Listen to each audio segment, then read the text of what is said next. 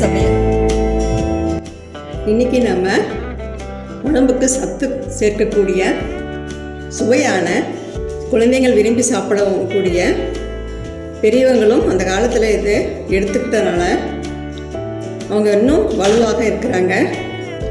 அத்தகைய சுவை சேர்க்கக்கூடிய ராகி கொழுக்கட்டை தான் செய்ய போகிறோம். இது நம்ம இனிப்பு கொழுக்கட்டையாகவும் செய்யலாம், கார கொழுக்கட்டையாகவும் நம்ம செய்யலாம். ஸ்கூல்லேருந்து வந்ததும் குழந்தைங்க என்ன சாப்பிட்லான்னு இருக்கும்போது சிம்பிளாக இதை நம்ம செஞ்சு கொடுத்தா அவங்க விரும்பி சாப்பிடுவாங்க, பெரியவங்களும் விரும்பி சாப்பிடுவாங்க. அவங்களுக்கு உடம்புல கால்சியமும் புரதச்சத்து எல்லாம் சேர்ந்து ஆரோக்கியமாக இருப்பாங்க. வாங்க ராகி கார கொழுக்கட்டை எப்படி செய்யலாம் என்பதை பார்க்கலாம். அதுக்கு முன்னால் நம்ம அதுக்கு தேவையான பொருளை இப்போ நம்ம பார்க்கலாம். இது மெஷர்மெண்ட் கப்பு. இதில் 125 கிராம் ராகி மாவு எடுத்துருக்கிறேன். கருவேப்பிலை ஒரு கைப்பிடி அளவு, உளுந்து இது 1.5 ஸ்பூன். ஏன் இதில் உளுந்து சேர்த்துறோம்னா, ராகி மாவில் செய்கிற ரெசிபியெல்லாம் கொஞ்சம் ஹார்டாக வரும். அதனால் நம்ம உளுந்து சேர்த்து செஞ்சால் கொஞ்சம் சாஃப்ட்னஸாக கொடுக்கும். அதனால் நம்ம உளுந்து சேர்த்து செய்கிறோம். தேங்காய் சின்ன சின்ன பீஸாக கட் பண்ணி வச்சுருக்கிற ஒரு கைப்பிடி அளவு, உப்பு தேவையான அளவு, 2 பச்சை மிளகாய், பெருங்காயத்தூள் ஒரு சிட்டிகை, ஒரு கைப்பிடி அளவு வெங்காயம் எடுத்துக்கிறோம். வாங்க இப்போ இது எப்படி செய்யலான்னு பார்க்கலாம். ஃபஸ்ட்டு நம்ம உளுந்தை ஊற வச்சு உளுந்து இருக்குல்ல, அதை நம்ம மிக்ஸி கப்பில் போட்டுக்கலாம். 2 பச்சை மிளகாய் போட்டுட்டு மிக்சியில் பல்ஸில் போட்டு கொஞ்சம் கொரகொரனா அரைச்சி எடுத்துக்கலாம். மிக்சியில் இதே மாதிரி 1-2 உளுந்தையும் பச்சை மிளகாயும் அரைச்சி எடுத்துக்கிறோம். இப்போ நம்ம கார ராகி கொழுக்கட்டை செய்ய ஆரம்பிக்கலாம். ஒரு வடைச்சட்டியை கேஸில் வச்சுட்டு கேஸ் ஆன் பண்ணிக்கலாம். 3 ஸ்பூன் எண்ணெய் விட்டுக்கலாம்.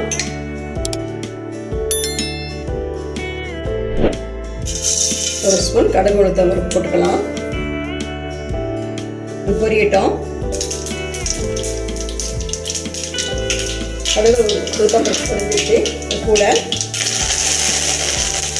கருவேப்பிலை, கூட பெருங்காயம், அது கூட வெங்காயம்,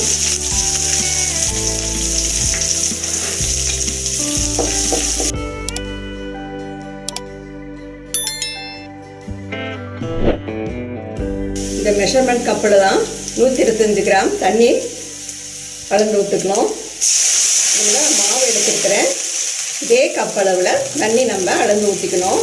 நம்ம எந்த கப்பில் மாவு அளந்து எடுத்துக்கிறோமோ அந்த கப்லேயே அதனுடைய தண்ணி எடுத்து ஊற்றிக்கலாம்.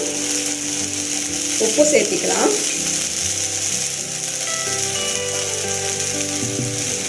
தேங்காய் சேர்த்திக்கலாம்.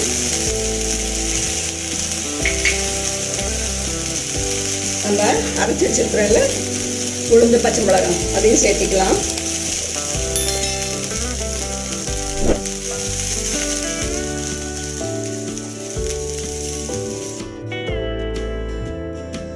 தண்ணி கொஞ்சம் நேரம் கொதிக்க ஆரம்பிக்கட்டும். இந்த டயத்தில் நம்ம கொதிக்க ஆரம்பிச்சிருச்சு. இப்போ நம்ம கேஸ் ஆஃப் பண்ணிவிட்டு மாவு போட்டிக்கலாம். கேஸ் ஆனில் இருக்கும்போது மாவு போட்டால் தண்ணி நம்மளுக்கு பத்தாமல் போயிடும். இந்த சூட்லேயே மாவு வெந்துடும். கேஸ் ஆஃப் பண்ணிவிட்டு நம்ம கிளறுனா இந்த சூட்டிலேயே மாவும் நம்மளுக்கு நல்லா வெந்து சேர்ந்து வரும். அதனால் நம்ம கேஸ் ஆஃப் பண்ணிவிட்டு இந்த மாவை நம்ம சேர்த்துக்கிட்டோம்.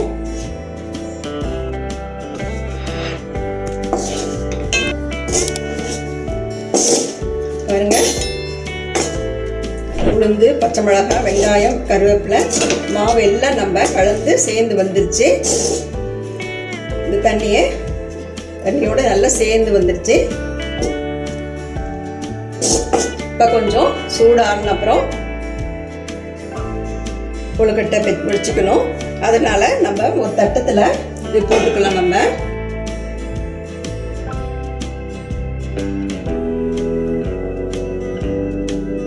சின்னதாக உருண்டை பண்ணிவிட்டு நம்ம இந்த பிடி கொழுக்கட்டை எப்போல்ல அந்த மாதிரி அமர்த்தி இந்த மாதிரி அமர்த்திட்டு இட்லி சட்டியில் தண்ணி ஊற்றி வேக வச்சுட்டு எடுத்துக்கலாம். ஆவியில் ஒரு 5 நிமிஷம் வேகணும். இப்போ நம்ம இதே மாதிரி பிடி கொழுக்கட்டை செஞ்சு வச்சிடலாம். இந்த மாதிரி நம்ம பிடி கொழுக்கட்டையாக செஞ்சு வச்சுட்டோம். இப்போ நம்ம ஆவியில் வச்சு வேக வைக்க போகிறோம். இட்லி போர்டில் வச்சாச்சு. நம்ம இப்போ மூடி போட்டு கேஸை ஹை ஃப்ளேமில் வச்சு ஒரு 5 நிமிஷம் வேக வச்சு எடுத்துக்கலாம். பாருங்க, இப்போ நல்லா வெந்துடுச்சு. இதை நம்ம ஒரு பிளேட்டில் வச்சுட்டு சர்வ் பண்ணிக்கலாம். சுவையான ராகி கார கொழுக்கட்டை ரெடி ஆயிடுச்சு. நீங்களும் உங்கள் வீட்டில் இது மாதிரி செஞ்சு பாருங்கள். இந்த வீடியோ உங்களுக்கு பிடிச்சிருந்தா சித்ரா சமையலுக்கு லைக் பண்ணுங்கள், கமெண்ட்ஸ் பண்ணுங்கள், சப்ஸ்கிரைப் பண்ணுங்கள். உணவே மருந்து. மிக்க நன்றி. இந்த வீடியோ உங்களுக்கு பிடிச்சிருந்தா சித்ரா சமையலுக்கு லைக் பண்ணுங்க, ஷேர் பண்ணுங்க, சப்ஸ்கிரைப் பண்ணுங்க.